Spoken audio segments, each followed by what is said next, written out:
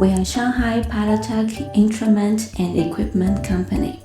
Today, I'm going to show you a laboratory spray dryer.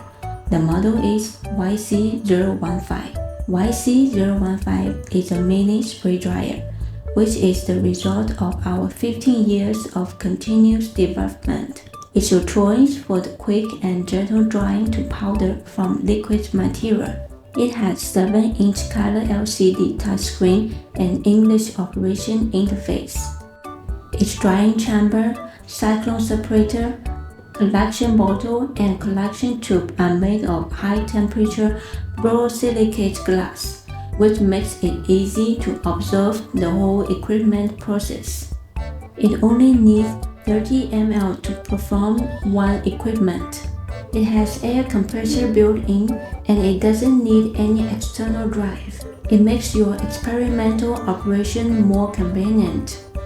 YC015, trusted by the users over 3,500 top universities, companies, and research institutes use our mini spray dryer and exported to more than 40 countries and regions such as the US, Italy, South Korea, Mexico, Singapore, Canada, Malaysia, Chile, Russia, and more.